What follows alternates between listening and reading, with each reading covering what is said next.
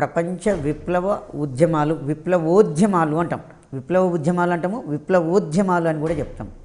విప్లవం ఒక మౌలికమైన మార్పు. విప్లవం అంటే అర్థం ఏంటంటే ఒక మౌలికమైన మార్పు. ఏదైనా ఒక రంగంలో తీసుకొని రాబడినటువంటి మౌలికమైన మార్పును విప్లవము అని చెప్పేస్తాం.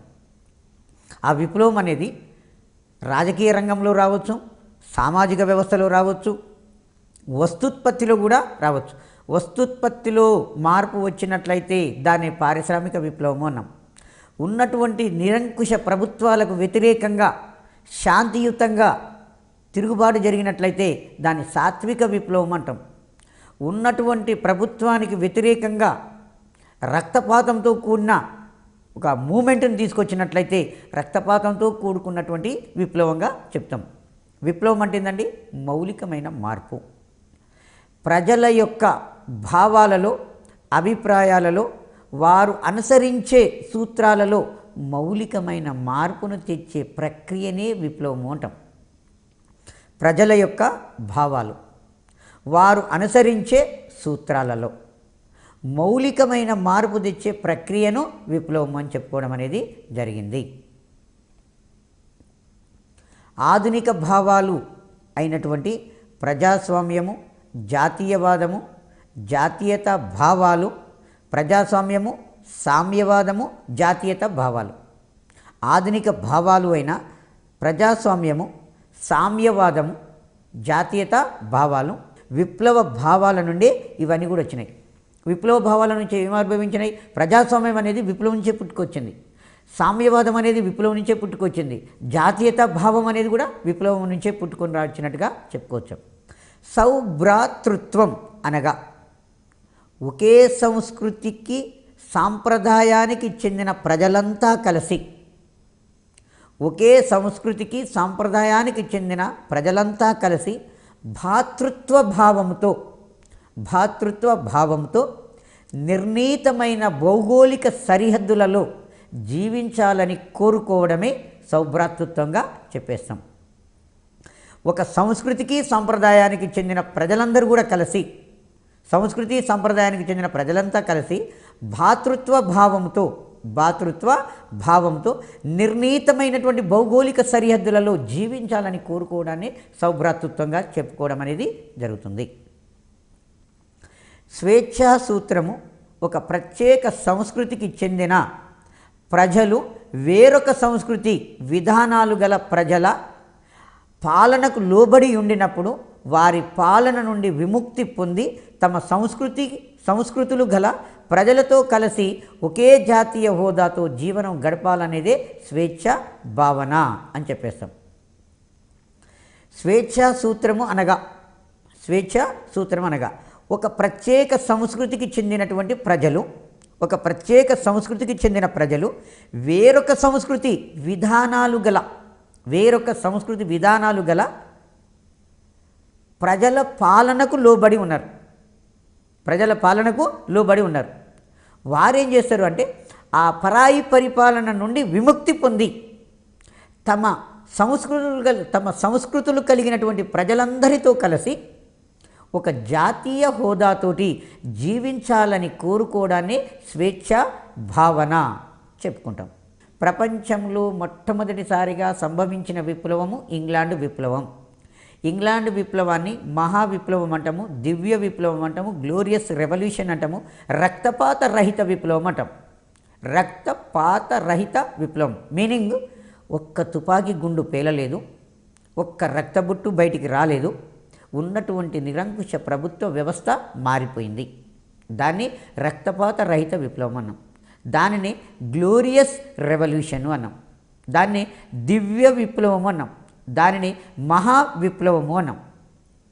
ఇంగ్లాండ్ యొక్క విప్లవం ప్రపంచంలో నియంతృత్వ ప్రభుత్వానికి వ్యతిరేకంగా మొట్టమొదటిసారిగా ఇంగ్లాండ్ దేశంలో ప్రజలు గలమెత్తారు. నిరంకుశ ప్రభుత్వాన్ని కూలదూసి స్వేచ్ఛాయుతంతో కూడుకున్న పార్లమెంటరీ ప్రభుత్వ వ్యవస్థను ఎన్నుకోవడం అనేది జరిగింది. క్రీస్తు శకము 1485 సంవత్సరంలో 7వ హెన్రీ భూస్వాములను, సామంతులను అణచి ట్యూడర్ వంశ పరిపాలన ప్రారంభించాడు. ఇంగ్లాండ్ దేశంలో ట్యూడర్ వంశపు రాజులు ప్రజాస్వామ్యబద్ధమైన పాలననే అందించారు. ఒక రకంగా చెప్పుకోవాలంటే ట్యూడర్ వంశ పాలనను ఎవరు ప్రారంభించారు? 7వ హెన్రీ. ఏ సంవత్సరంలో ట్యూడర్ వంశ పాలన ప్రారంభమైంది? క్రీస్తు శకము 1485 సంవత్సరంలో ట్యూడర్ వంశ పాలన ప్రారంభమైంది. అండ్ దెన్ ట్యూడర్ వంశ పాలనలో చిట్ట చివరి రాణి ఎవరు? మొదటి ఎలిజబెత్ రాణి. ట్యూడర్ వంశ పాలన 7వ హెన్రీతో ప్రారంభమయ్యి మొదటి ఎలిజబెత్ రాణి పాలన వరకు కొనసాగుతుంది. మొదటి ఈ పాలన 1603 సంవత్సరంలో మొదటి ఎలిజబెత్ రాణి పాలన కాలం వరకు మనకు ట్యూడర్ వంశ పాలన జరిగింది. ట్యూడర్ వంశస్థులు ఇంగ్లాండ్ దేశంలో ప్రజాస్వామ్యబద్ధంగానే కొంతవరకు నిరంకుశులు అయినప్పటికీ కూడా ప్రజాహితము దృష్ట్యా పరిపాలన అందించారు. ట్యూడర్ వంశ పాలన 1485లో ప్రారంభమైంది, 1603లో ముగిసింది. ట్యూడర్ వంశ స్థాపించింది ఎవరు? 7వ హెన్రీ. ఆఖరి చక్రవర్తిని ఎవరు? మొదటి ఎలిజబెత్. మొదటి ఎలిజబెత్ మరణానంతరము స్టూవర్ట్ వంశము అధికారంలోకి వచ్చింది. స్టూవర్ట్ వంశము అధికారంలోకి రావడం అనేది జరిగింది. ట్యూడర్ వంశం తర్వాత ఇంగ్లాండ్ దేశాన్ని పరిపాలించింది స్టూవర్ట్ వంశం. ట్యూడర్ వంశం తర్వాత స్టూవర్ట్ వంశం వచ్చింది. స్టూవర్ట్ వంశాన్ని మొదటి జేమ్స్ అనేవాడు స్థాపించాడు. మొదటి ఎలిజబెత్ రాణి మరణానంతరము స్టూవర్ట్ వంశపు మొదటి జేమ్స్ రాజ్యానికి వచ్చాడు. ఈ మొదటి జేమ్స్ సామరస్యపూర్వకంగా కాకుండా పార్లమెంటుతోటి వివాదపడడం అనేది జరిగింది. ట్యూడర్ వంశపు రాజులు పార్లమెంటుతోటి వివాదపడకుండా పార్లమెంటుతోటి సఖ్యత ఉంటూ పార్లమెంటు నుంచి నిధులు రాబట్టుకొని పరిపాలన నిరంకుశంతో కూడుకున్నప్పటికీ కూడా ప్రజాయుతమైన పాలన అందించారు. కానీ ఈ స్టూవర్ట్ వంశపు రాజులు పార్లమెంటుతోటి తగువపడ్డారు. ఎందుకంటే పార్లమెంటుకు రాజును ప్రశ్నించే హక్కు లేదు. పార్లమెంటు కంటే కూడా రాజే గొప్ప, రాజరికము దైవదత్తం అనే విధానాన్ని మొదటి స్టూవర్ట్ వంశపు రాజులు అనుసరించడం అనేది జరిగింది. పార్లమెంటు అనుమతి లేకుండా అదనపు సుంకాలను మొదటి జేమ్స్ అనేవాడు విధించాడు. పార్లమెంటుతోటి ఏమాత్రం సంబంధం లేకుండా దేశంలో పన్నులు పెంచాడు. ఇది పార్లమెంటుతో ఘర్షణకు దారితీసింది. అదేవిధంగా మొదటి జేమ్స్ ఏకపక్ష వ్యాపారపు హక్కులను విక్రయించి అదనపు నిధులను రాబట్టుకున్నాడు. పార్లమెంటు యొక్క అనుమతి లేకుండా ఇంగ్లాండు దేశంలో పన్నులు విధించిన రాజు మొదటి జేమ్స్. ఇంగ్లాండు దేశంలో ఏకపక్ష వ్యాపారపు హక్కులను విక్రయించిన రాజు మొదటి జేమ్స్. పార్లమెంటుతో తగువపడినటువంటి రాజు మొదటి జేమ్స్. స్టూవర్ట్ వంశపు రాజులు పార్లమెంటుతోటి తగువపడడం అనేది జరిగింది. ట్యూడర్ వంశపు రాజు అయిన 8వ హెన్రీ. ఈ 8వ హెన్రీ తన భార్యకు విడాకులు ఇవ్వాలి అనుకున్నాడు. అప్పుడు పోపు అనేట ఆయన అనుమతిని ఇవ్వలేదు. ఇవ్వకపోతే ఏం చేసిండు? పార్లమెంటు యొక్క అనుమతితోటి ఆంగ్లికన్ చర్చిని స్థాపించి తన భార్య కాథరిన్కు విడాకులు ఇచ్చాడు. 8వ హెన్రీ తన భార్య కాథరిన్కు విడాకులు ఇవ్వటానికి పోపు ఎందుకు అంగీకరించలేదంటే కాథరిన్ పోపుకు దగ్గరి బంధువు, క్రైస్తవ మతాధిపతి పోపుకు దగ్గరి బంధువు కాబట్టి అతను ఒప్పుకోకపోవడం వలన ఈ ట్యూడర్ వంశరాజులు పార్లమెంటుతో సఖ్యతగా ఉన్నారు కదా, పార్లమెంటు అనుమతితోటి ఆంగ్లికన్ చర్చిని స్థాపించాడు. తన భార్యకు కాథరిన్కు విడాకులు ఇచ్చి సమస్యను పరిష్కరించుకున్నాడు. ఆంగ్లికన్ చర్చిని ఎవరు స్థాపించారు? 8వ హెన్రీ అనే రాజు ఆంగ్లికన్ చర్చిని స్థాపించాడు. మొదటి జేమ్స్ యొక్క కుమారుడు మొదటి చార్లెస్ రాజరికపు సర్వాధికార సిద్ధాంతాన్ని క్షుణ్ణంగా విశ్వసించాడు. రాజరికము సర్వాధికారం అనే సిద్ధాంతాన్ని క్షుణ్ణంగా ఈయన విశ్వసించాడు. మొదటి చార్లెస్కు అత్యంత సన్నిహితుడు డ్యూక్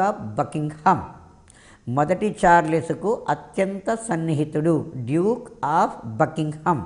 డ్యూక్ ఆఫ్ బకింగ్హామ్ మొదటి చార్లెస్కు అత్యంత సన్నిహితుడు.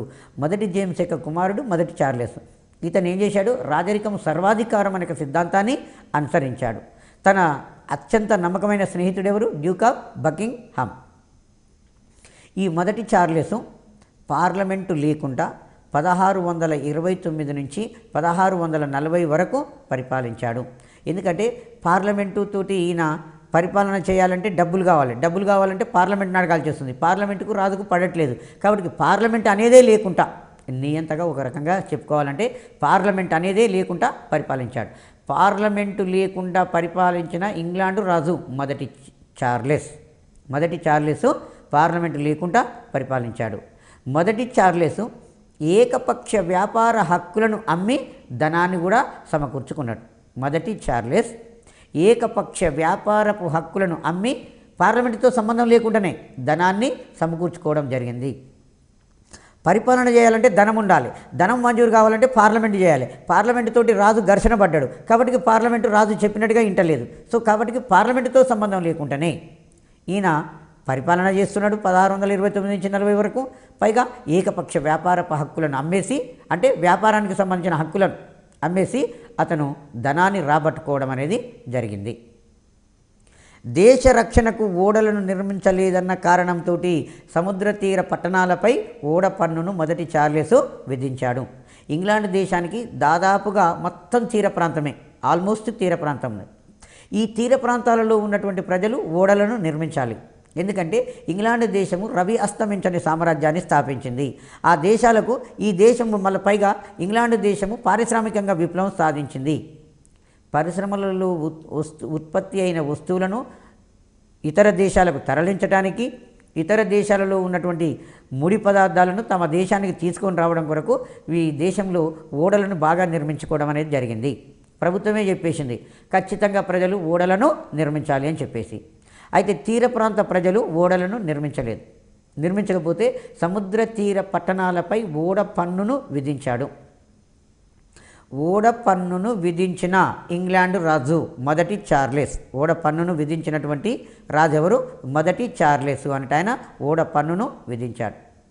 తర్వాత మొదటి చార్లెస్ ప్రభుత్వం తరపున సైనికులను రిక్రూట్ చేసుకొని ఆ సైనికులను ప్రైవేటు వ్యక్తుల ఇళ్లలో ప్రవేశపెట్టి ఈ సైనికులను మీరే పోషించాలి అని చెప్పేశాడు. సైనికులను ప్రభుత్వం రిక్రూట్ చేసుకున్నది. సైనికులకు ప్రభుత్వం జీతం ఇవ్వాలి. కానీ ప్రభుత్వం అనేది జీతాలు ఇవ్వకుండా, జీతభత్యాలు ఇవ్వకుండా ప్రైవేటు వ్యక్తుల యొక్క ఇళ్లలో ఈ సైనికులను ప్రవేశపెట్టి వారిని మీరు పోషించాలని ఆర్డర్ ఇవ్వడం అనేది జరిగింది. ఇలా ఈ మొదటి చార్లెస్ ఏకపక్ష వ్యాపారపు హక్కులను అమ్మి ధనాన్ని రాబట్టుకున్నాడు. రెండవది, దేశ రక్షణకు ఓడలను నిర్మించలేదన్న కారణంతో సముద్ర తీర పట్టణాలపై ఓడ పన్నును విధించాడు. మూడో కారణము, సైనికులను పౌరుల యొక్క ఇళ్లలో ప్రవేశపెట్టి వారిని పోషించాలని కూడా ఆదేశించాడు. ఆ తర్వాత క్రైస్తవ మతము మనకు రెండుగా చీలిపోతుంది. క్రైస్తవ మతము క్యాథలికులు, ప్రొటెస్టెంటులుగా చీలిపోతుంది. ఈ క్రైస్తవ మతం మీద తిరుగుబాటు చేసిన వ్యక్తి ఎవరు? Martin Luther. ఇంగ్లాండ్ దేశంలో ప్రొటెస్టెంట్ మతాన్ని అనుసరిస్తున్న వారిని ఏమంటామంటే ప్యూరిటన్లు అని చెప్పేస్తాం. ఇంగ్లాండ్ దేశంలో ప్రొటెస్టెంట్ మతాన్ని అనుసరించే వారిని ప్యూరిటన్లు. రాజకుటుంబము సంపన్నులేమో కాథలిక్ మతాన్ని అనుసరించేవారు. కాబట్టి ఈ మొదటి చార్లెస్ అనేవాడు ప్యూరిటన్లపై పన్నులు ఎక్కువగా విధించాడు. పన్నుల ఆంక్షలు బాగా పెంచాడు. కాబట్టి ప్యూరిటన్లు అనేవాళ్ళు, ప్రొటెస్టెంటులు అనేవాళ్ళు ఇంగ్లాండ్ దేశం నుంచి అమెరికా దేశానికి వలసపోయారు. ఎందుకు పోయారు? ఈ ప్రొటెస్టెంటులు మాతృదేశమైన ఇంగ్లాండ్ నుంచి అమెరికాకు ఎందుకు వలసపోయారంటే మత స్వేచ్ఛను అనుభవించడానికి వాళ్ళు వలసపోవడం అనేది జరిగింది. మొదటి చార్లెస్ కాలంలో 1640 నుంచి 1660 వరకు పార్లమెంటు కొనసాగింది. దీనిని లాంగ్ పార్లమెంటు అంటాం. ఎందుకంటే మొదటి చార్లెస్ పార్లమెంటుతో సంబంధం లేకుండానే అనేక రకాల పన్నులు చేస్తున్నాడు. పార్లమెంటుకు రాజుకు బాగా ఘర్షణ ఏర్పడింది. పన్నులు మరి ప్రభుత్వం పరిపాలన చేయాలంటే పన్నులు కావాలి. ప్రభుత్వం నుంచి ప్రభుత్వం నుంచి డబ్బు రాబట్టుకోవాలంటే విధిలేని పరిస్థితులలో ఈయన 1629 నుంచి 1640 వరకు పార్లమెంటు లేకుండానే పరిపాలించిండు. గత్యంతరం లేని పరిస్థితుల్లో 1640లో పార్లమెంటును సమావేశపరిచిండు. 1640లో సమావేశమైన పార్లమెంటు 1660 వరకు కొనసాగింది. 1640లో స్థాపించబడిన పార్లమెంటు 1660 వరకు కొనసాగింది. కాబట్టి దీనిని లాంగ్ పార్లమెంటు అంటాం. లాంగ్ పార్లమెంటు కొనసాగిన కాలము 1640-1660 సంవత్సరాల మధ్యకాలంలో లాంగ్ పార్లమెంటు అనేది జరిగింది. లాంగ్ పార్లమెంట్ అనేది జరిగింది. పార్లమెంటుతో మొదటి చార్లెస్కు అంతర్యుద్ధం జరిగింది. ఈ లాంగ్ పార్లమెంట్ కొనసాగిన తర్వాత కొనసాగుతుంది. లాంగ్ పార్లమెంట్ కొనసాగుతుండనే రాజుకు పార్లమెంటుకు మధ్యలో అంతర్యుద్ధం అనేది చెలరేగింది. ఈ అంతర్యుద్ధం చెలరేగి మొదటి చార్లెస్ ఉరితీయబడ్డాడు 1649 సంవత్సరంలో. మనకు ఎగ్జామ్లో కూడా అడుగుతాడండి, పార్లమెంటుతోటి అంతర్యుద్ధం వలన ఉరితీయబడిన ఇంగ్లాండు రాజు. పార్లమెంటుతో జరిగిన అంతర్యుద్ధం వలన ఉరితీయబడిన ఇంగ్లాండు రాజు మొదటి చార్లెస్. ఏ సంవత్సరంలో ఉరితీయబడ్డాడు? 1649 సంవత్సరంలో. 1649 సంవత్సరంలో మొదటి చార్లెస్ అనేట ఆయన ఉరితీయబడ్డాడు. మరి రాజుకు పార్లమెంటుకు యుద్ధం జరిగింది. పార్లమెంటు తరపున పోరాటం చేసిన వ్యక్తి ఎవరంటే క్రామ్వెల్. పార్లమెంటు తరపున రాజుతోటి యుద్ధం చేసిన వ్యక్తి ఎవరు? క్రామ్వెల్. ఈ క్రామ్వెల్ మొదటి చార్లెస్ చనిపోయిన తర్వాత లార్డ్ ప్రొటెక్టర్ అను బిరుదుతోటి ఇంగ్లాండ్ దేశాన్ని పరిపాలించాడు. లాంగ్ ప్రొటెక్టర్ అంటే రక్షకుడు.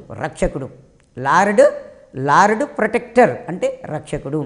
లార్డ్ ప్రొటెక్టర్ అనే బిరుదుతోటి రాజ్యాధికారాన్ని చేసింది ఎవరు? క్రామ్వెల్. రాజుకు పార్లమెంటుకు అంతర్యుద్ధం జరిగితే పార్లమెంటు తరపున యుద్ధం చేసి విజయం సాధించింది ఎవరు? క్రామ్వెల్ ఏం బిరుదు పొందాడు? లార్డ్ ప్రొటెక్టర్ అనే బిరుదుతోటి. దీని తర్వాత 1602వ జేమ్స్ అనేవాడు అధికారంలోకి వస్తాడు.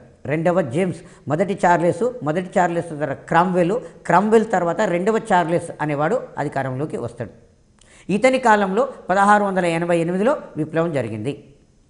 1688లో ఈ రెండవ జేమ్స్ యొక్క పరిపాలన అనేది ప్రజాకంటకంగా ఉంటే ఇంగ్లాండ్ దేశపు ప్రజలందరూ కూడా హాలెండ్ పాలకుడు విలియం ఆఫ్ ఆరెంజ్ని ఇంగ్లాండ్ దేశానికి రమ్మని ఆహ్వానం పలుకుతారు. రెండవ జేమ్స్ యొక్క పరిపాలనా కాలము ప్రజాకంటకంగా ఉండింది. ఇంగ్లాండ్ దేశంలో విప్లవాలు బాగా తలెత్తిపోయినవి. ఇంగ్లాండ్ దేశ ప్రజలందరూ కూడా ఈ రెండవ జేమ్స్కు వ్యతిరేకంగా తిరుగుబాటు చేస్తూ హాలెండ్ మీన్ డచ్చీ దేశం, నెదర్లాండ్ దేశం అంటాం. హాలెండ్ దేశాన్ని విలియం ఆఫ్ ఆరెంజ్ పరిపాలిస్తున్నారు. ఈ విలియం ఆఫ్ ఆరెంజ్ ఎవరు అంటే రెండవ జేమ్స్ యొక్క అల్లుడు, కుమార్తె మేరీ యొక్క భర్త. రెండవ జేమ్స్ కుమార్తె మేరీ యొక్క భర్త విలియం ఆఫ్ ఆరెంజ్. ఈ విలియం ఆఫ్ ఆరెంజ్ని ఇంగ్లాండ్ దేశ ప్రజలు ఈ నియంత ప్రభుత్వం మాకొద్దు, మీరు దండయాత్ర చేసుకుంటారని మేము మీకు సపోర్ట్ చేస్తామంటే అతను దండయాత్ర చేసుకుంటూ వచ్చాడు. రెండవ జేమ్స్ సింహాసనం వదిలి పారిపోవడం అనేది జరుగుతుంది. ఇప్పుడు ఏమైంది? ఒక్క తుపాకీ గుండు పేలలేదు, ఒక్క రక్తబొట్టు పారలేదు. ఉన్నటువంటి నిరంకుశ ప్రభుత్వ వ్యవస్థ మారిపోయింది. ఈ సంఘటననే మహా విప్లవం, గ్లోరియస్ రెవల్యూషన్, దివ్య విప్లవము అని చెప్పేస్తాం. ప్రపంచంలో మొట్టమొదటిసారిగా విప్లవం వచ్చింది ఇంగ్లాండ్ దేశంలో. ఆ ఇంగ్లాండ్ దేశంలో విప్లవం వచ్చి నియంత ప్రభుత్వము పక్కకు తప్పిపోవడం అనేది జరిగింది. 1689 సంవత్సరంలో పార్లమెంటు హక్కుల చట్టము చేసింది. 1689 సంవత్సరంలో పార్లమెంటు హక్కుల చట్టం అనే దాన్ని చేసి పార్లమెంటుకు అనేక హక్కులను కల్పించడం అనేది జరిగింది. దాని తదనంతరము 1710 సంవత్సరంలో వారసత్వ నిర్ణయ శాసనము, ద యాక్ట్ ఆఫ్ సెటిల్మెంట్ అనేది ఒకటి ఆమోదించబడింది. 1710 సంవత్సరంలో ఇంగ్లాండు దేశానికి వారసుని నిర్ణయించే చట్టము చేయబడింది, ద యాక్ట్ ఆఫ్ సెటిల్మెంట్. ఈ చట్టం ద్వారా ఇంగ్లాండు దేశానికి వారసుని నిర్ణయించే అధికారము పార్లమెంటు పొందింది. ఇంగ్లాండ్ దేశపు రాజు నిర్ణయించే అధికారం ఎవరు పొందారో పార్లమెంటు పొందడం అనేది జరిగింది. ద యాక్ట్ ఆఫ్ సెటిల్మెంట్ ఏ సంవత్సరంలో? 1710 సంవత్సరంలో. హక్కుల చట్టం ఎప్పుడు? 1689 సంవత్సరంలో. ఇంగ్లాండ్ పార్లమెంటు సర్వాధికారాలు కలిగి నిజంగా ప్రజాప్రతినిధుల సభై ప్రపంచ ప్రజాస్వామ్యాలకు ఆదర్శప్రాయమైంది. కాబట్టి ఇంగ్లాండ్ దేశ పార్లమెంటును ప్రపంచ దేశాల పార్లమెంటులకు మాత అని పిలుస్తారు. ప్రపంచ పార్లమెంటులకు మాత, mother of parliaments. Mother of పార్లమెంట్స్గా ఇంగ్లాండ్ దేశపు పార్లమెంటును పిలుస్తారు. ప్రపంచంలో ఇంగ్లాండ్ దేశంలో ప్రజాస్వామ్య ప్రభుత్వం ఏర్పడింది. ప్రపంచంలో మొదటిసారిగా ఇంగ్లాండ్ దేశంలో పార్లమెంటరీ వ్యవస్థ అనేది ఏర్పడింది.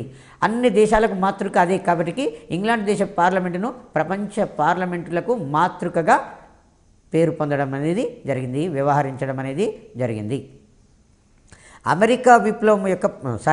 ఇంగ్లాండ్ దేశం యొక్క విప్లవము అమెరికా విప్లవం మీద ప్రభావం చూపించింది. ఇంగ్లాండ్ యొక్క విప్లవ ప్రభావం ఏ దేశం మీద? అమెరికా విప్లవం మీద ప్రభావం చూపించడం అనేది జరిగింది. మానవ జాతి చరిత్రలో జరిగిన విప్లవాలలో అమెరికా విప్లవం అనేది గొప్పదిగా చెప్తాం. మానవ జాతి చరిత్రలో జరిగిన విప్లవాలలో అమెరికా విప్లవం అనేది గొప్ప విప్లవంగా చెప్తాం. 1776 జూలై 4న అమెరికా దేశము స్వాతంత్ర దినోత్సవంగా జరుపుకున్నది. అమెరికా ఖండాన్ని ఎవరు కనుగొన్నారు? కొలంబస్. అమెరికా ఖండాన్ని కొలంబస్ అనేటైన కనుగొనడం అనేది జరిగింది.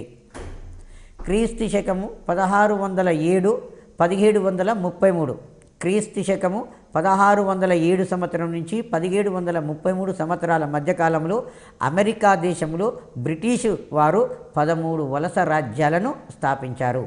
ఏ దేశము అమెరికాలో వలసలను స్థాపించింది? ఇంగ్లాండ్ దేశము అమెరికాలో వలసలను స్థాపించింది. ఎన్ని వలసలను స్థాపించింది? 13 వలసలను స్థాపించింది. ఇంగ్లాండ్లో స్థిరపడినటువంటి అమెరికా దేశంలో స్థిరపడిన ఇంగ్లాండ్ ప్రజలు ఎవరు? ప్యూరిటన్లు. ఎందుకు వచ్చారు ప్యూరిటన్లు? మత స్వేచ్ఛను అనుభవించడానికి అమెరికాకు వచ్చారు.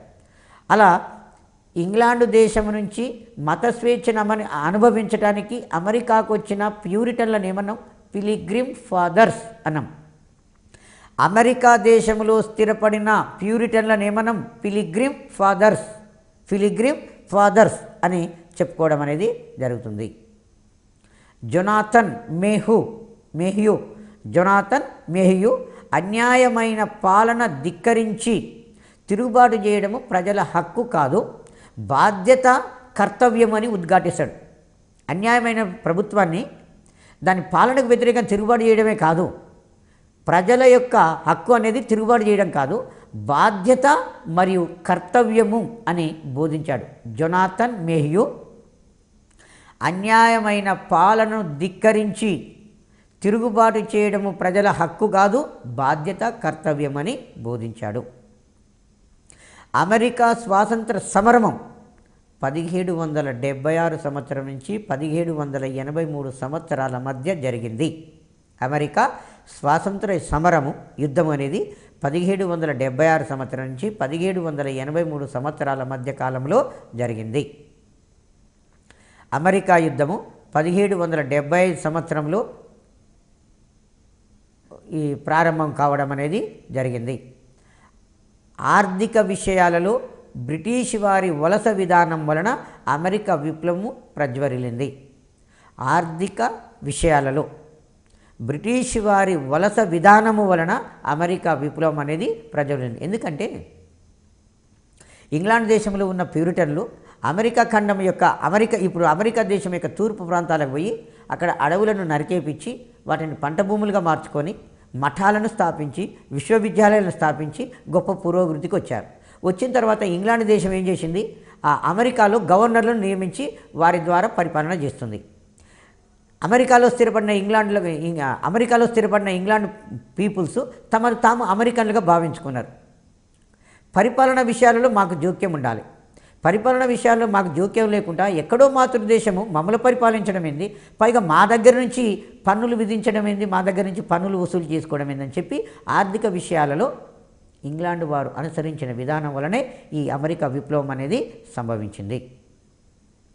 బ్రిటిష్ ప్రభుత్వం వలన బ్రిటిష్ ప్రభుత్వము వలస ప్రజలు పశ్చిమ ప్రాంతానికి వెళ్ళరాదనే నిషేధపు ఆజ్ఞలు విధిస్తూ 1764లో పంచదార చట్టం చేసింది. పంచదార చట్టము ఏ సంవత్సరంలో చేయబడింది? 1764లో. 1764 సంవత్సరంలో పంచదార చట్టము చేయబడింది. పంచదార చట్టం ఏంటంటే తూర్పు తీర ప్రాంతాల్లో స్థిరపడిన ఇంగ్లాండ్ ప్రజలు తాము అమెరికన్లుగా భావించుకున్నారు కదా, వారు పశ్చిమ తీర ప్రాంతాలకు వెళ్ళకూడదు అని నిషేధం విధించిన చట్టమే పంచదార చట్టం. అమెరికా ప్రజలు పన్నులను బంగారం రూపంలో, వెండి రూపాలలో మాత్రమే చెల్లించాలని కరెన్సీ చట్టం చేసింది. కరెన్సీ చట్టం ఏంటంటే అమెరికా ప్రజలు ప్రభుత్వానికి చెల్లించే పన్నులను బంగారం రూపంలో, వెండి రూపాలలో చెల్లించాలి అని ఒక నిబంధన పెట్టింది. అమెరికాలో అన్ని రకాల వ్యాపార కార్యకలాపాలపై 1765లో స్టాంపు పన్నును విధించింది. ఈ వలస ప్రజలు, అమెరికాలో స్థిరపడిన ఇంగ్లాండ్ ప్రజలు ఇతర దేశాలతో వ్యాపార సంబంధాలు చేయటానికి వీల్లేదు. వారి యొక్క వ్యాపార కార్యక్రమాలు కేవలము ఇంగ్లాండ్ దేశంతో జరగాలి.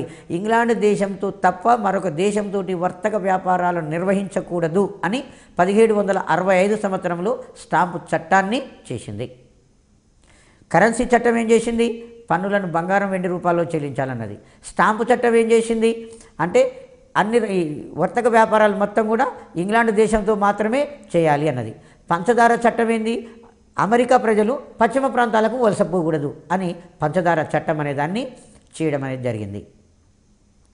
తర్వాత 1776 సంవత్సరంలో డిక్లరేషన్ చట్టాన్ని ఆమోదిస్తూ అమెరికా వలసలలో నివసిస్తున్న ప్రజలపై తమకు పూర్తి అధికారాలు ఉన్నాయి, దానికి ఆ ప్రజలు లోబడి ఉండాలని బ్రిటిష్ పార్లమెంటు ఉద్ఘాటించింది. బ్రిటిష్ పార్లమెంటు 1776 సంవత్సరంలో డిక్లరేషన్ అనే ఒక చట్టాన్ని చేసింది. ఇంగ్లాండ్ పార్లమెంటు 1776 సంవత్సరంలో డిక్లరేషన్ చట్టాన్ని అనేదాన్ని చేసింది. ఈ చట్టం ప్రకారంగా అమెరికాలో ఉన్నటువంటి వలస ప్రజలపై తమకు పూర్తి అధికారాలు ఉన్నవి. ఆ అమెరికాలో స్థిరపడిన ఇంగ్లాండ్ ప్రజలు మేము చేసే చట్టాలకు లోబడి ఉండాలి అని చెప్పేసి ఒక చట్టాన్ని పార్లమెంటు చేసింది, ఉద్ఘాటించింది.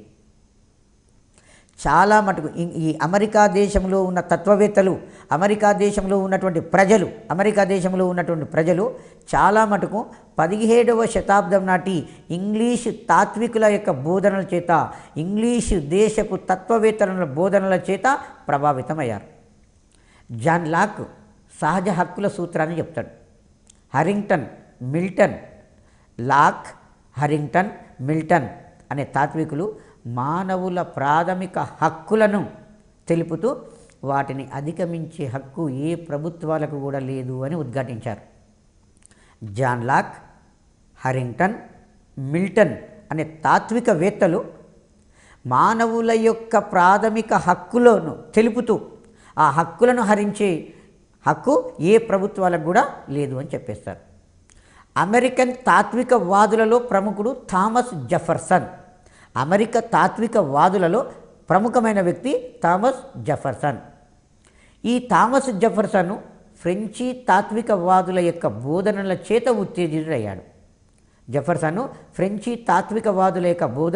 ఉత్తేజితుడయ్యాడు. అయ్యాడు. వలసవాదులు తిరుగుబాటు చేసే హక్కును ఇతను కూడా పునరుద్ఘాటించాడు. జెఫర్సన్ వలసవాదుల యొక్క తిరుగుబాటు హక్కును పునరుద్ఘాటించాడు. థామస్ పెయిన్ ఇంగ్లాండు, అమెరికా, ఫ్రెంచి ప్రజలను తమ రాజకీయ హక్కులకై పోరాడాలని అనేక వ్యాసాల ద్వారా ఉత్తేజపరిచాడు. ఇంగ్లాండు, అమెరికా, ఫ్రెంచి ప్రజలను తమ రాజకీయ హక్కులకై పోరాడాలని ఉత్తేజపరిచినటువంటి తత్వవేత్త ఎవరు? థామస్ పెయిన్ అనే తత్వవేత్త ఉత్తేజపరచడం అనేది జరిగింది. థామస్ పెయిన్ కామన్ సెన్స్ అనే ఒక కరపత్రాన్ని ప్రచురించాడు. దాన్ని ఇంగిత జ్ఞానము కామన్ సెన్స్ అనే కరపత్రాన్ని రాశాడు. కామన్ సెన్స్ అనే కరపత్రంలో థామస్ పెయిన్ అమెరికా విషయాలను తెలియజేస్తూ ఒక ఖండాన్ని ఒక ద్వీపం పరిపాలించడం అనుకోవడము అనౌచిత్యమైన విషయము అని రాశాడు. కామన్ సెన్స్ అనే గ్రంథాన్ని ఎవరు రాశారు? Thomas pain. అందులో ఏం చెప్పాడు? ఒక ఖండాన్ని ఒక ద్వీపం పరిపాలించడము అనౌచిత్యమైన విషయము అని పేర్కొన్నాడు. బోస్టన్లో హత్యాకాండ జరిగింది. ఏ సంవత్సరంలో?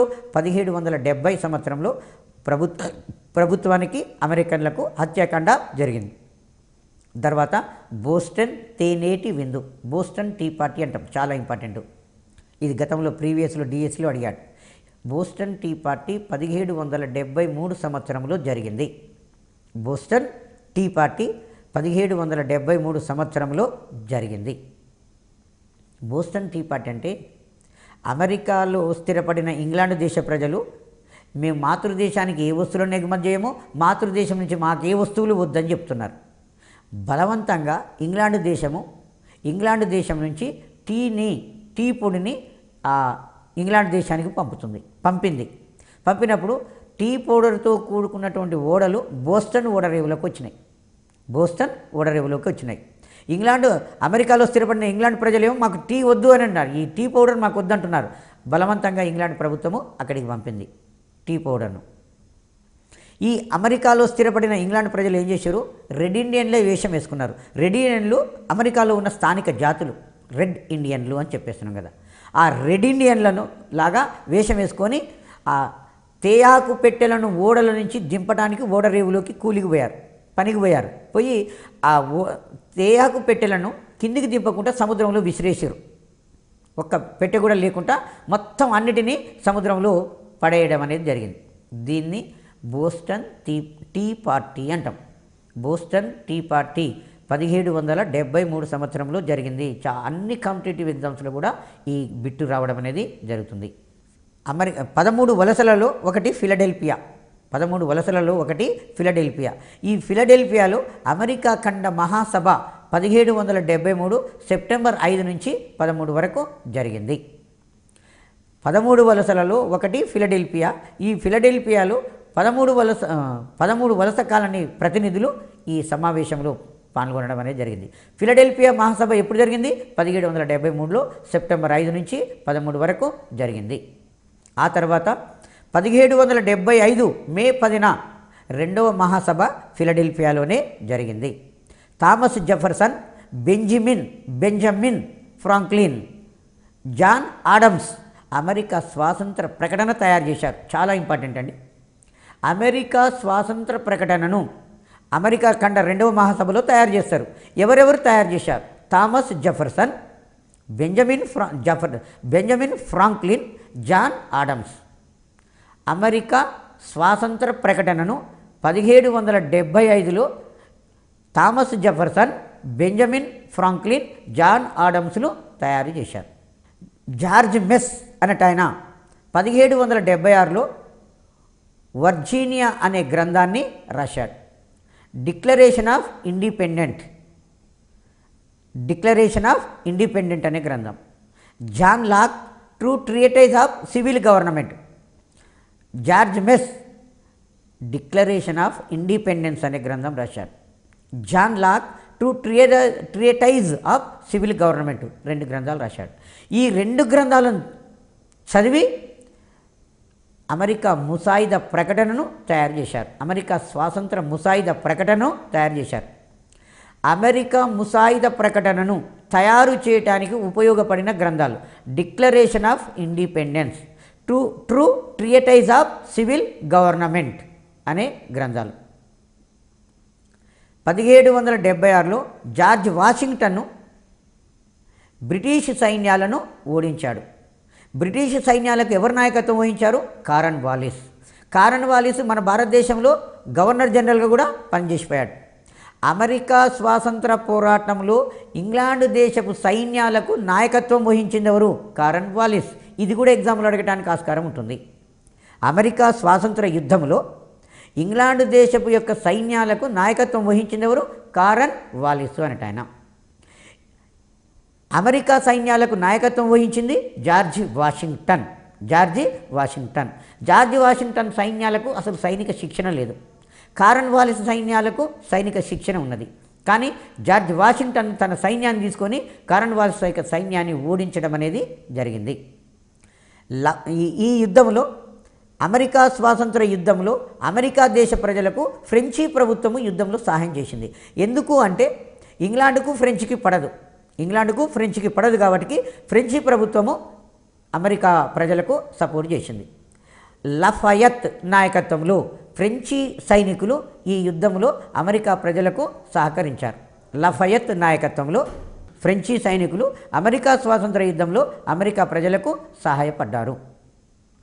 1783 సంవత్సరంలో ప్యారిస్ శాంతి సంధితోటి అమెరికా అనేది ఏర్పడింది. అమెరికా ఏ సంవత్సరంలో ఏర్పడింది? 1783.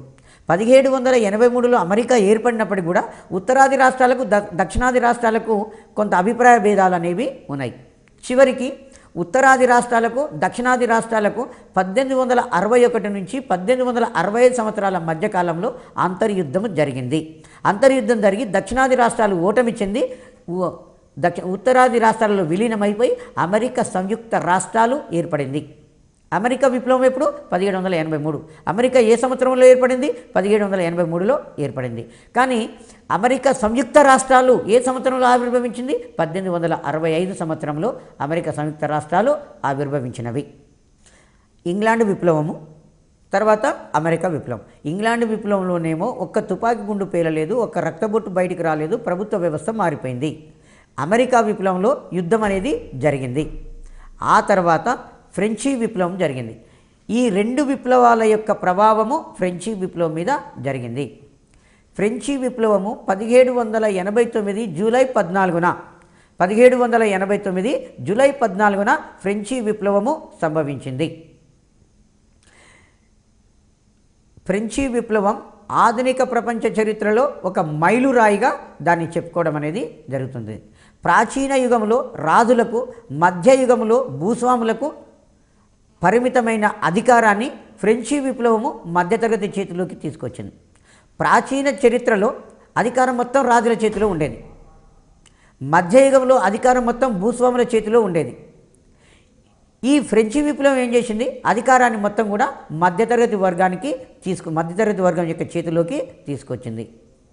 ప్రపంచంలో ఎక్కడ విప్లవాలు జరిగినా మధ్యతరగతి వర్గమే కీ రోల్ పోషిస్తుంది.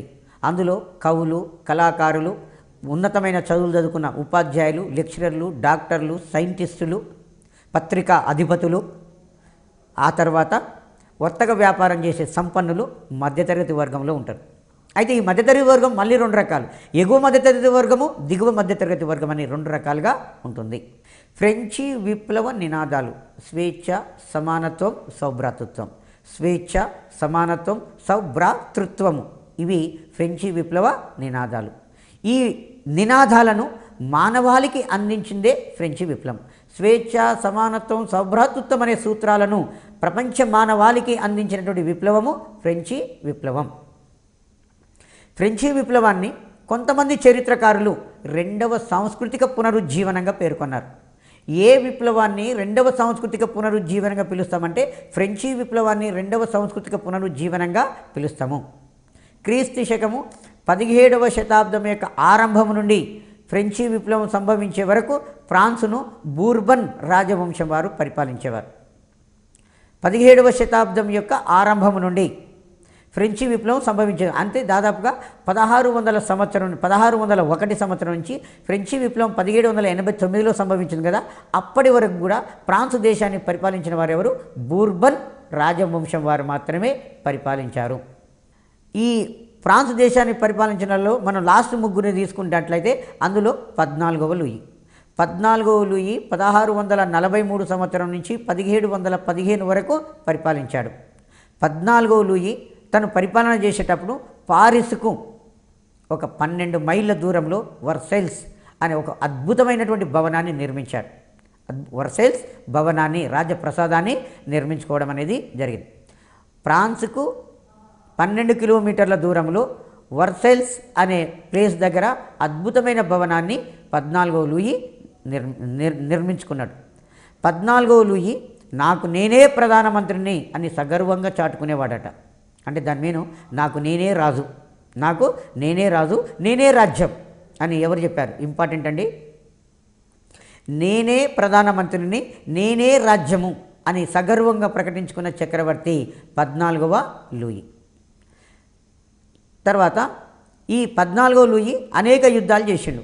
యుద్ధాలు చేసి తన మాదిరిగా యుద్ధాల పట్ల ఆసక్తిని కనపరుచుకోవద్దని, ప్రజా సంక్షేమంపై దృష్టి సారించమని మరణశయ్యపై నుంచి తన వారసునికి సలహా ఇచ్చాడు. 14వ లూయి యొక్క వారసుడు 15వ లూయి. ఏం చెప్పాడైనా? తన మాదిరిగా యుద్ధాల పట్ల ఆసక్తి పెంచుకోవద్దు, ప్రజా సంక్షేమంపై దృష్టి సారించాలి అని చెప్పి మరణశయ్య మీద నుంచి పలికాడు. 14వ లూయి తర్వాత వచ్చిన ఆయన 15వ లూయి. 15వ లూయి వాటి నేటిని కూడా పట్టించుకోకుండా అడ్మినిస్ట్రేషన్ చేశాడు. 14వ లూయి తర్వాత 15వ లూయి ఫ్రాన్స్ చక్రవర్తి అయ్యాడు. ఇతను ఆస్ట్రియా వారసత్వ యుద్ధములలో పాల్గొన్నాడు. ఆస్ట్రియా వారసత్వ యుద్ధం. ఆస్ట్రియా వారసత్వ యుద్ధం అంటే ఏ రెండు దేశాల మధ్య జరిగింది అంటే ప్రష్యా దేశానికి ఆస్ట్రియా దేశానికి ఆస్ట్రియా వారసత్వ యుద్ధం జరుగుతుంది. జర్మనీ దేశము 360 రాజ్యాలు, 360 రాజ్యాలలో 38 రాజ్యాలు అయినాయి. 38 రాజ్యాలలో ప్రష్యా ఒకటి. ప్రష్యా ఏం కోరుకుంటుంది? నా నాయకత్వంలో ప్రష్యా జర్మనీ దేశంలో భాగం 38 రాజ్యాలలో నా నాయకత్వంలో జర్మనీ దేశము ఏర్పాటు కావాలని అది కోరుకున్నది. ఆస్ట్రియా దేశం ఏం చేసింది? నా ఆధిపత్యంలోనే ఈ జర్మనీ దేశం ఉండిపోవాలని కోరుకున్నది. అలా ఈ రెండు దేశాల మధ్యన ఆస్ట్రియా వారసత్వ యుద్ధం జరిగింది. ఆస్ట్రియా వారసత్వ యుద్ధం జరిగినప్పుడు ఆస్ట్రియా దేశాన్నేమో ఇంగ్లాండ్ సమర్థించింది, ప్రష్యా దేశాన్నేమో ఫ్రాన్స్ సమర్థించింది. సో ఈ విధంగా 15వ లూయి ఆస్ట్రియా వారసత్వ యుద్ధంలో పాల్గొన్నాడు. దాని తర్వాత ఇంగ్లాండ్ దేశానికి ఫ్రాన్స్ దేశానికి 1756 నుంచి 1763 వరకు సప్తవర్ష సంగ్రామం జరిగింది. సప్త అంటే 7. 1756 సంవత్సరం నుంచి 1763 వరకు ఇంగ్లాండ్ దేశానికి ఫ్రాన్స్ దేశానికి సప్తవర్ష సంగ్రామం జరిగింది. ఈ విధంగా 15 లూయి కాలంలో ఆస్ట్రియా వారసత్వ యుద్ధంలో పాల్గొన్నాడు. ఇంగ్లాండ్ దేశంతో సప్తవర్ష సంగ్రామం చేసిండు, ఆర్థికంగా నష్టపోయిండు. పైగా 15వ లూయి యొక్క ఉంపుడు కత్తె మేడం డిపంపెడార్, మేడం డుబారీ ఇద్దరి చేతిలో ఈయన బందీకైన అయిపోయాడు. 15వ లూయి తన ఉంపుడు కత్తెలైనటువంటి మేడం డిపంపెడార్, మేడం డుబారీ చేతిలో ఈయన కీలుబొమ్మ కావడం అనేది జరిగింది. 15వ లూయి తరచుగా ఏం చెప్పాడంటే నా తర్వాత ప్రళయం వస్తుంది, కాబట్టి నా తర్వాత ఎవరైతే రాజు వస్తున్నాడో ఆ రాజు తనను తాను కాపాడుకోవాలి, నా తర్వాత ప్రళయము సంభవిస్తుంది, నా తర్వాత వచ్చే రాజు తనను తాను కాపాడుకోవాలి అని 15వ లూయి ప్రకటించాడు. నేనే రాజు, నేనే ప్రధానమంత్రిని అని ప్రకటించింది 14వ లూయి. 15వ లూయి ఏం చెప్పిందంటే నా తర్వాత ప్రళయం సంభవిస్తుంది అని చెప్పేశాడు. 15వ లూయి తర్వాత 16వ లూయి అధికారంలోకి వచ్చాడు. 16వ లూయి 1774 నుంచి 1792 సంవత్సరాల మధ్యకాలంలో పరిపాలించాడు. ఈ 16వ లూయి ఉత్తముడు, మంచి సౌమ్యుడు. కానీ ఇతని భార్య ఆంటోనెట్ చేతిలో బందీ అయిపోయాడు. 16వ లూయి యొక్క భార్య మేరీ ఆంటోనెట్ ఆస్ట్రియా రాకుమారిగా చెప్తాము.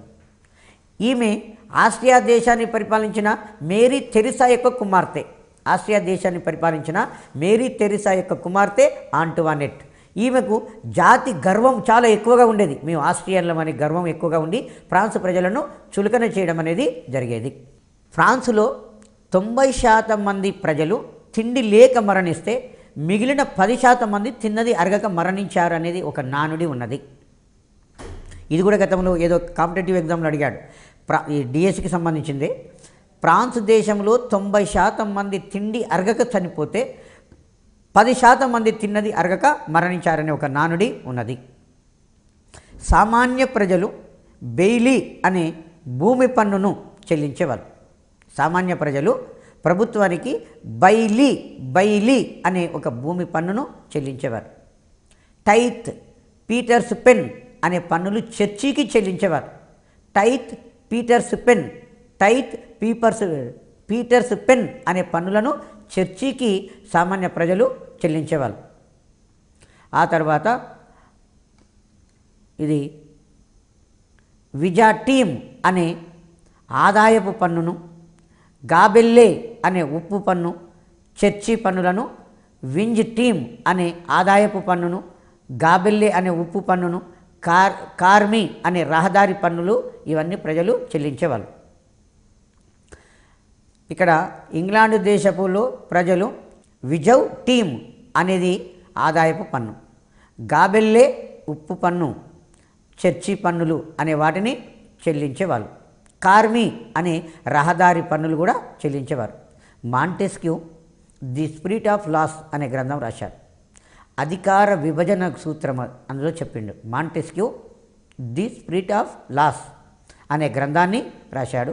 అధికార విభజన అనే సూత్రాన్ని అందులో చెప్పాడు. వోల్టేర్ యొక్క రచనల యొక్క ప్రభావము ఫ్రెంచి విప్లవం మీద అమితంగా పడింది.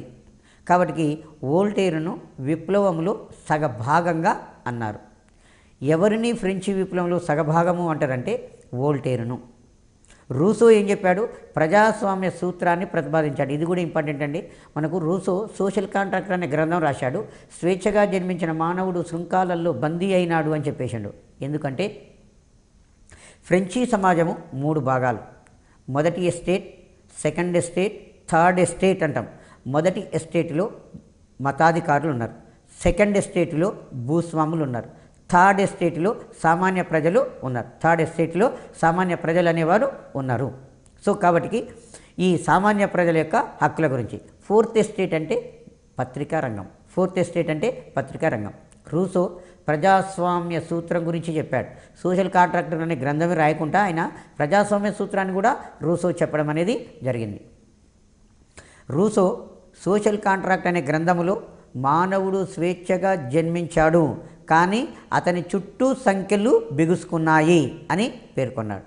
వోల్టేరు పరిమితాధికారాలు గల ప్రభుత్వం కానీ, వికాసవంతమైన రాజరికం కానీ, లేక మధ్యతరగతి బలంగా ఉండే రిపబ్లిక్ కానీ ఫ్రాన్స్ దేశానికి తగిన ప్రభుత్వమని ప్రచారం చేశాడు. వోల్టేర్ ఏమన్నాడంటే పరిమితాధికారాలు కలిగినటువంటి ప్రభుత్వం కానీ, వికాసవంతమైన రాజరికము కానీ, లేక మధ్యతరగతి బలంగా ఉండే రిపబ్లిక్ కానీ ఫ్రాన్స్ దేశానికి అవసరమని రూసో ప్రచారం చేశాడు. ఇంగ్లాండ్ దేశంలో 16వ లూయి యొక్క ఆర్థిక మంత్రి నెక్కర్ యొక్క విధానాలు ప్రజలకు బాగా ఆమోదంగా ఉన్నాయి. కాబట్టి ప్రజలు మెచ్చిన ఆర్థిక మంత్రి నెక్కర్. ఈ 16వ లూయి భార్య మేరీ ఆంటువానెట్. ఈమె ఆస్ట్రియా రాకుమారి. ఆర్థిక వ్యవస్థను ఆమె అనవసరంగా దుబారాకు ఖర్చు పెడుతుంది. కాబట్టి ఏం చేశాడు నెక్కరు? రాణిగారు పెట్టే రాజదర్బారులో వినియోగించే దుబారమైన ఖర్చును మొత్తం తగ్గించి ఆర్థిక వ్యవస్థను ఒక సక్రమైన గాడిలోకి తీసుకొని రావడానికి ప్రయత్నం చేశాడు. కానీ ఆంటువానెట్ ఏం చేసింది? నెక్కర్ను పదవిలో నుంచి పంపించివేయడం అనేది జరిగింది. దేశ చరిత్రలో తొలిసారిగా ఆదాయపు వ్యయ పట్టికను నెక్కర్ అనేవాడు ప్రకటించడం అనేది జరిగింది. ఫ్రాన్స్ దేశపు పార్లమెంటును ఎస్టేట్స్ జనరల్ అని పిలుస్తారండి. ఫ్రాన్స్ దేశపు పార్లమెంటును ఏమంటాము? ఎస్టేట్స్ జనరల్ అని అంటాం. 1614లో చివరిసారిగా ఫ్రాన్స్ దేశపు పార్లమెంటు సమావేశమైంది. ఇంకా మళ్ళా సమావేశం కాలేదు. అంటే దాదాపుగా 175 సంవత్సరాలు పార్లమెంటు లేకుండానే ఆ లూయిలు అనే వాళ్ళు పరిపాలన చేస్తున్నారు. 1614 తర్వాత 175 సంవత్సరాల తర్వాత ఈ పార్లమెంటు ఎస్టేట్ జనరల్ సమావేశపరచబడింది 1789లో. ఎస్టేట్ జనరల్లో 3 సభలు ఉన్నాయి. ఇంగ్లాండ్ దేశంలో ప్రజలను 3 భాగాలుగా విభజించాము. ఎస్టేట్స్ జనరల్లో కూడా 3 సభలు ఉంటాయి. అది మొదటి ఎస్టేటు, రెండవ ఎస్టేటు, మూడవ ఎస్టేట్ అని ఉంటాం. మొదటి ఎస్టేట్ నుంచి కొంతమంది ప్రజలు ఉంటారు, సెకండ్ ఎస్టేట్ నుంచి కొంతమంది ప్రజలు ఉంటారు, మూడవ ఎస్టేట్ నుంచి కొంతమంది ప్రజలు ఉంటారు. కానీ ఎస్టేట్కు ఒకటే ఓటు ఉండేది. ఏదైనా చట్టాలు చేయాలి అంటే మొదటి ఎస్టేటు రెండవ ఎస్టేట్ ఒకటయ్యేది, మూడవ ఎస్టేట్కు మెజార్టీ లేకపోయేది. కాబట్టి మూడవ ఎస్టేట్ యొక్క ఏ విధానాలు కూడా పార్లమెంట్లో చెల్లుబాటు కాకపోయాయి. కాబట్టి ఏం చేశారు అంటే ఈ జనాభా ప్రాతిపదికన ఓటు హక్కు ఉండాలి, ఎస్టేట్ ప్రాతిపదికన కాదు అని చెప్పి 1789 సంవత్సరంలో 16వ లూయి ఎస్టేట్ జనరల్ను సమావేశపడితే మూడవ ఎస్టేట్ ప్రజలు జనాభా ప్రాతిపదికన ఓటు హక్కు కావాలని గొడవ చేస్తే పార్లమెంటును రేపటికి వాయిదా వేస్తున్నని వేసిన తర్వాత పార్లమెంటు నెక్స్ట్ డే తలుపులు తీయలేదు, తాళాలు వేసి ఉన్నాయి. మూడవ ఎస్టేట్ ప్రజలు తెల్లారి పార్లమెంటుకు వచ్చారు. అక్కడ పార్లమెంటు తలుపులు తీయకపోవడం వలన పార్లమెంటు పక్కనే ఉన్నటువంటి టెన్నిస్ కోర్టులో సామాన్య ప్రజలందరూ కూడా బెయిలీ అధ్యక్షతన ఒక సమావేశం ఏర్పాటు చేశారు. దీన్ని టెన్నిస్ కోర్టు శపథము అంటాం. మనకి ఎగ్జామ్లో కూడా అడుగుతాడు. టెన్నిస్ కోర్టు శపథము ఏ విప్లవానికి సంబంధించినది? ఫ్రెంచి విప్లవానికి సంబంధించినది. ఈ టెన్నిస్ కోర్టు సమావేశంలో మీరాబు, లఫాయత్, మారా, డాంటన్, రాబిస్పియర్ అనే గొప్ప వ్యక్తులు ఈ టెన్నిస్ కోర్టు సమావేశంలో మీరాబు, లఫాయత్, మారా, డాంటన్, రాబిస్పియర్ అనే గొప్ప వ్యక్తులు ఈ టెన్నిస్ కోర్టు సమావేశంలో పాల్గొన్నారు. వారు విప్లవానికి నాయకత్వం వహించారు. టెన్నిస్ కోర్టు విప్లవము, టెన్నిస్ కోర్టు శపథము ఫ్రెంచి విప్లవానికి నాంది పలికింది. 1789 జూలై 14న బాస్టిల్ కోటపై దాడి చేశారు. ఫ్రెంచి విప్లవానికి నాంది బాస్టిల్ కోట పతనం. బాస్టిల్ కోట పతనం ఎప్పుడు? 1789 జూలై 14న. ఎందుకు బాస్టిల్ కోట పతనం జరిగిందంటే, నియంతృత్వ ప్రభుత్వానికి వ్యతిరేకంగా ఎవరైతే గలం విప్పుతారో వాళ్ళందరినీ తీసుకుపోయి బాస్టిల్ కోట అనే జైల్లో నిర్బంధించింది ప్రభుత్వం.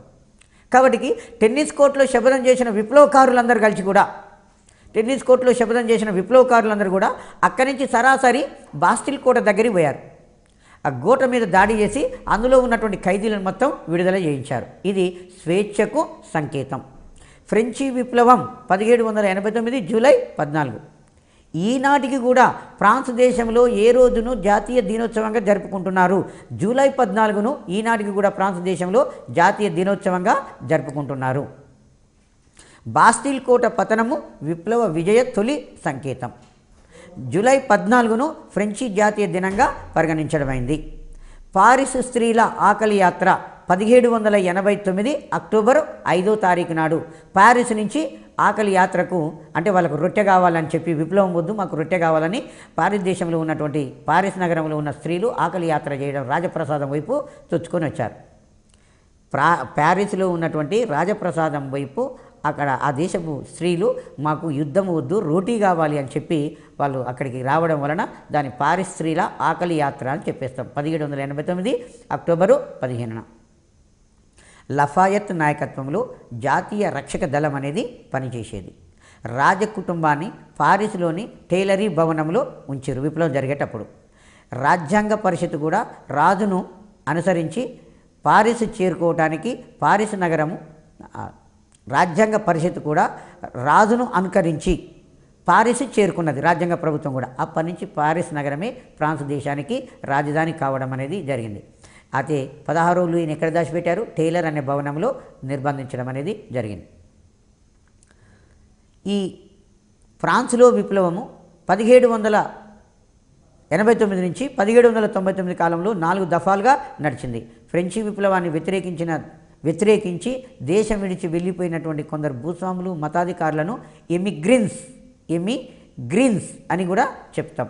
రాజ్యాంగ పరిషత్తు అసిగ్నాడ్స్ అనే కాగితపు ద్రవ్యాన్ని ప్రవేశపెట్టింది. రాజ్యాంగ పరిషత్తు అసిగ్నాడ్స్ అనే కాగితపు ద్రవ్యాన్ని ప్రవేశపెట్టడం అనేది జరిగింది. 1791లో రాజకుటుంబము మారువేషంతో దేశం విడిచి పారిపోవటానికి ప్రయత్నించింది. ఓడరేవు దగ్గర రాజును, రాజు భార్యను, కుమారుణ్ణి గుర్తించి పట్టుకోవడం అనేది జరిగింది.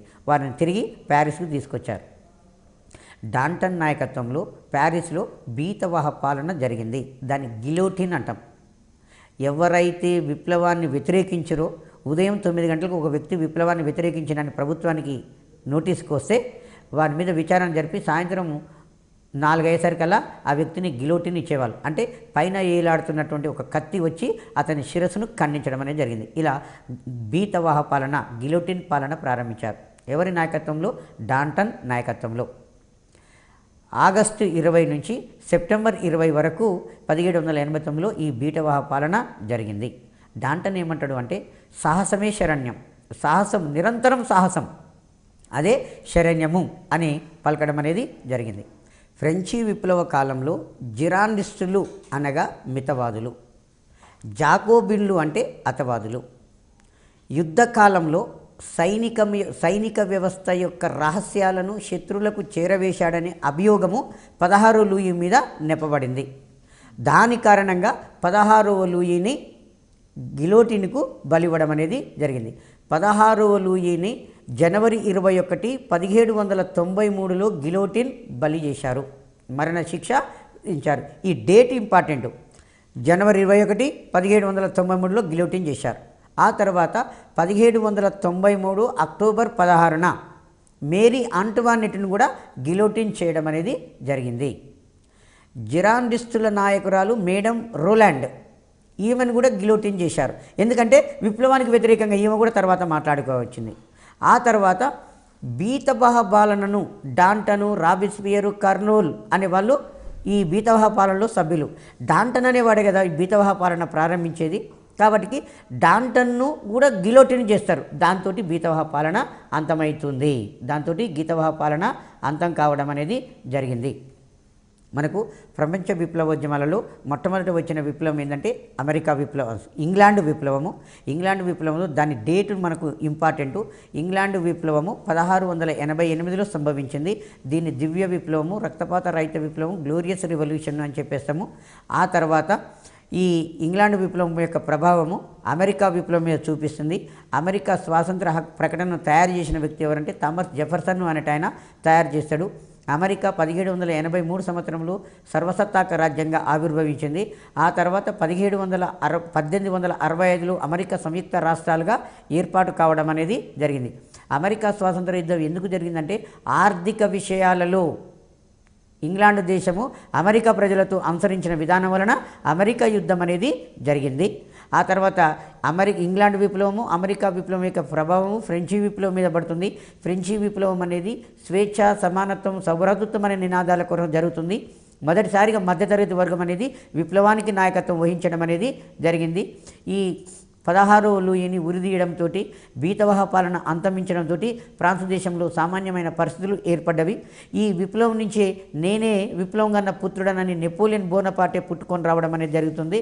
ఆ తర్వాత నెపోలియన్ బోనపార్టే అనేవాడు ఫ్రాన్స్ దేశానికి చక్రవర్తి అయి మళ్ళా నియంతగానే పరిపాలించడం అనేది జరిగింది. Thank you one and all.